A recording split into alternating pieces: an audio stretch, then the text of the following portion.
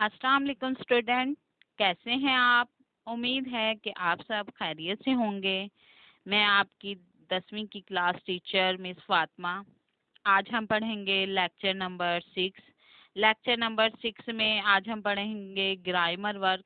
Grammar work में लफ्ज़, कलमा, उनकी अक़साम। पहले हम पढ़ेंगे लफ्ज़। लफ्ज़ क्या होता है? इंसान अपनी जबान से जो कुछ बोलता है इसे लफ्ज कहते हैं।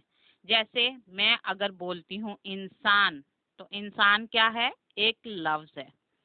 मैं बोलती हूँ कि कहानी, कहानी एक लफ्ज है। मेरी बात का हर एक एक लफ्ज जो कुछ भी मैं बोल रही हूँ वो लफ्ज कहलाता है। जैसे किताब, इसकी एक लफ्ज की एक मिसाल है। कलम के लफ्ज की एक मिसाल है। पानी, रोटी वगैरह। आगे हम पढ़ेंगे लफ्ज की किस्में। लफ्ज की किस्में कितनी होती हैं? लफ्ज की 2 किस्में हैं। नंबर 1 लफ्ज मौजू, नंबर 2 लफ्ज मुहमिल। अब सबसे पहले हम पढ़ेंगे नंबर 1 यानी लफ्ज मौजू। लफ्ज मौजू क्या होता है? वो लफ्ज होता है जिसके कुछ मायने हों, उसे लफ्ज मौजू कहते हैं। जैसे कबाब, कबाब का मीनिंग है, जाहिर बात है कि आप कोई चीज मांग रहे हैं, चीज का नाम है। रोटी, घर, मस्जिद, खाना, यानी किसी चीज का आप नाम लें और वो सही नाम लें, उसको क्या कहते हैं? लफ्ज मौजू। वो लफ्ज जिसके कुछ मायने हों उसे लफ्ज मौजू कहते हैं, यानी दूसरों को बात आसानी से समझ में आ जाए। दूसरा है लफ्ज महमिल। लफ्ज महमिल वो लफ्ज है जिसके कोई मायने नहीं होते हैं। जैसे अगर हम बोलते हैं रोटी, रोटी की जगह अगर हम लफ्ज बोल दें वोटी, तो वो रोटी तो आप मांग रोटी रहे हैं, आपने लफ्ज वोटी बोल दिया है, उसका तो कोई मायने नहीं ना समझ में आ रहा किसी को भी। इसलिए आप अगर रोटी बोलेंगे तो ही उसका मतलब समझ में आएगा। जैसे बोलेंगे वकाब, वकाब का कोई मायने नहीं होता। वाना, वाना का कोई मायने नहीं है।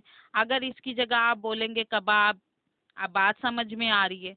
बोलेंगे रोटी तो आपका बात समझ में आ रही है और उसका कोई मायने मौजूद है। वकाब, वोटी और वाना जिसके कोई मायने मौजूद ना हो लफ्ज मुहमिल कहलाता है। अब हम पढ़ेंगे लफ्ज मौजू की किस्में। लफ्ज मौजू की कितनी किस्में हैं? लफ्ज मौजू की 2 किस्में होती हैं। नंबर 1 कलमा, नंबर 2 कलाम। अब कलमा क्या होता है? अकेले बामायनी लफ्ज को कलमा कहते हैं। जैसे मस्जिद, आया, घर वगैरह। कलाम, अब हम पढ़ेंगे कलाम। कलाम ऐसा लफ्ज होता है या 2 से ज्यादा लफ्जों को जोड़कर कोई चीज बनाई जाए।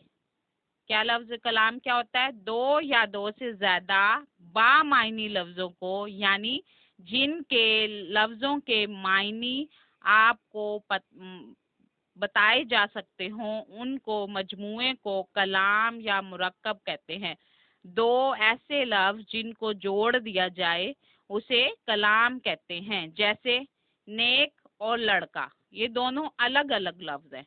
अब नेक और लड़के को मिला दिया जाए तो क्या बन जाएगा? नेक लड़का।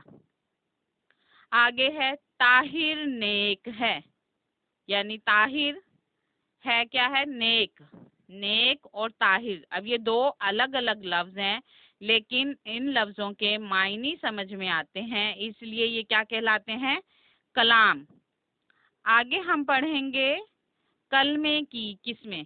कलमे की किस्में कितनी होती हैं? 3। एक इसम, दूसरा फेल, तीसरा हर्फ। इसम क्या है?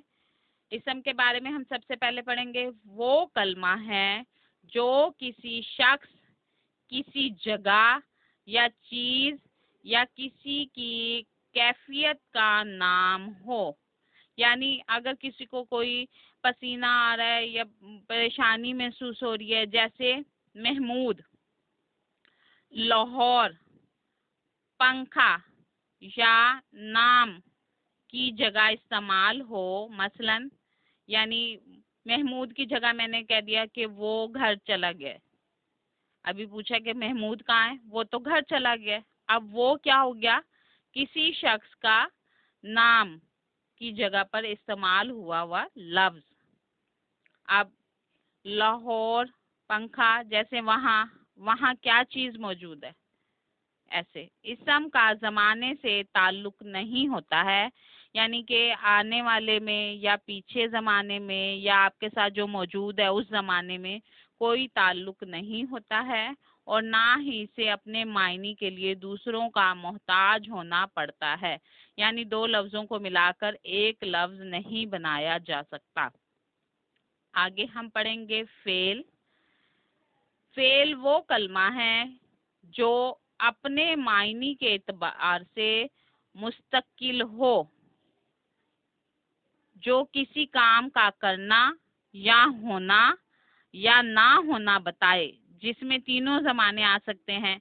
कौन कौन से जमाने हमारे, माजी, गुजरा हुआ जमाना, हाल जो गुजर रहा होता है, मुस्तकबिल जो आने वाला जमाना होता है। यानी माजी, हाल और मुस्तकबिल में से कोई एक जमाना पाया जाए, जैसे ताहिर आया, महमूद लाहौर जाता था, या वो किताब लिखेगा। लिखेगा, आया या जाएगा या जा रहा है, ये सारे जो हैं वो फेल की मिसालें हैं। आगे हम पढ़ेंगे हर्फ।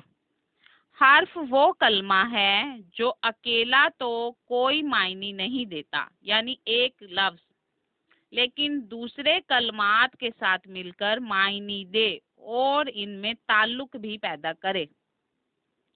वो अपने मायने के इजहार के लिए दूसरे कलमात का मोहताज होता है। अब वो अपने मायने के लिहाज से किस तरह दूसरे कलमात का मोहताज होता है। जैसे घर और मस्जिद है, दो अलग अलग चीजें, लेकिन अगर मैं कहूँ कि मैं घर से मस्जिद तक गया, घर और मस्जिद दो चीजों को हमने जोड़ दिया, क्योंकि वो दोनों एक दूसरे पर इन्हिसार करते थे या वो एक दूसरे पर उनकी बात का मुनहसिर था। इसमें से और तक दो हरूफ हैं। स्टूडेंट, आपको ये लेक्चर अच्छे से समझ आ गया होगा। आगे हम पढ़ेंगे इसम की किस्में।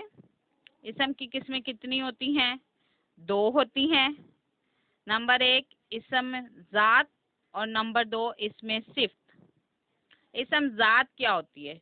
जो सिर्फ अपने मुतालिक हो या वह वहां पर किसी खुद वजूद होना उसका। इसम वो सिर्फ, इसम जात वो इसम है जो किसी वजूद और हकीकत को जाहिर करे, जैसे ये महमूद, कलम, दीवार, इस तरह किताब, पेंसिल। इसम सिफ्त क्या होती है? इसकी इसम की किस्मों में दूसरी इसम कौन सी है? इसम सिफ्त। इसम सिफ्त वो इसम है जो किसी की अच्छाई या बुरी हालत जाहिर करे। सिफ्त का मतलब होता है खूबी, किसी की बुराई जाहिर करे या किसी की अच्छाई को जाहिर करना, जैसे नेक लड़की, तेज घोड़ा।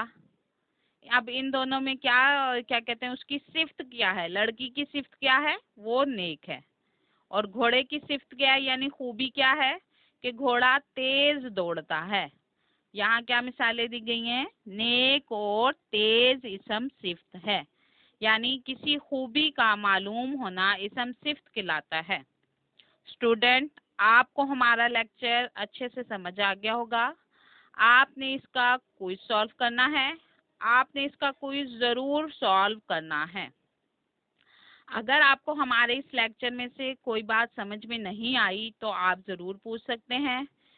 आपको उसका जवाब फौरी दिया जाएगा। अल्लाह हाफिज, शुक्रिया।